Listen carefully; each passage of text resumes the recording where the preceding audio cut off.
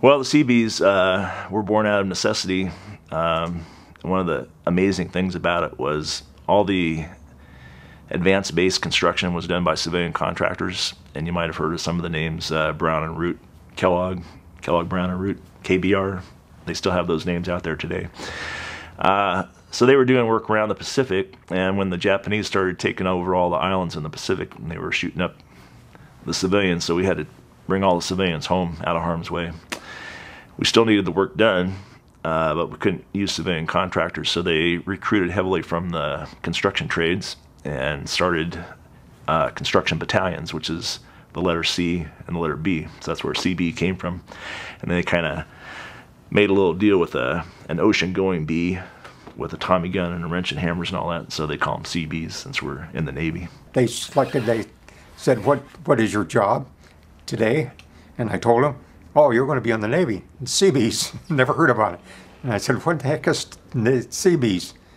What's a CB? Yeah. Well, there's a couple of versions of that.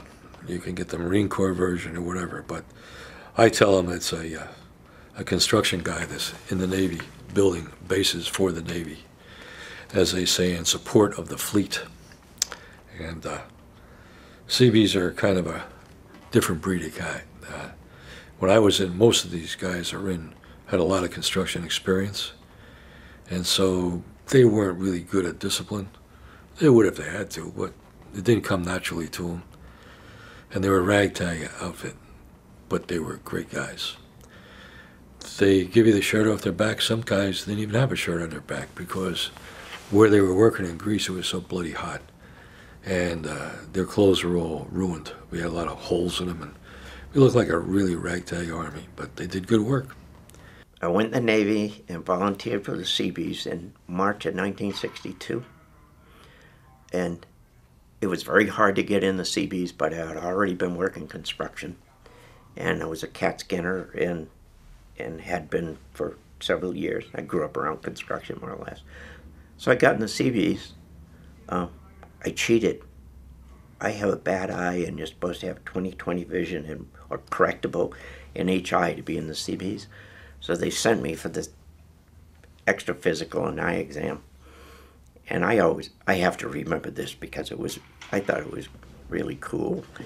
And my left eye is my bad eye. So I went and he was going to check my eyes, and he puts a typical chart up there, and he says, okay, cover your left eye.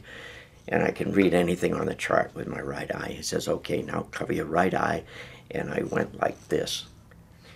When he turned his back, I just covered my left eye again. I read the chart. And he said, okay, fine, you wrote it off. They're the dirt sailors, okay? I remember I talked to so many Seabees and I said, hey, well, maybe we'll go work with the fleet. No, sir. I've never been on a ship, and I don't ever want to go on a ship. I don't know what Navy you're talking about, but the Navy I'm in is this one. I don't like ships. I didn't join the Navy to go on a ship. I joined the Navy to be a Seabee. And I went, aha, I get it. Okay, Seabees. There's somebody else, and they are. They're very much outside of the cylinder that is the Navy. The Navy is ships and oceans. The Seabees are these other guys. And they have a long storied history of being journeymen and construction men and tradesmen who, their existence in World War II was to get those airfields up, get those bases built for the island hopping campaign and all the things that the Marines and the Navy needed when they moved from island to island from a shore-based standpoint.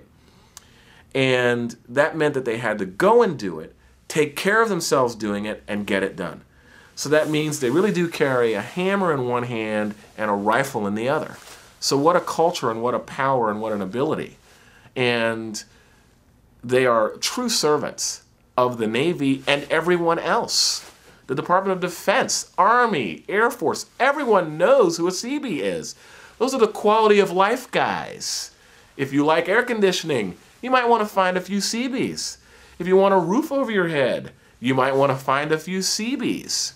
Even in the movie Green Beret, John Wayne will go and ask for Seabees to come and get that Special Forces base In the movie Green Beret, he wants Seabees to do the work.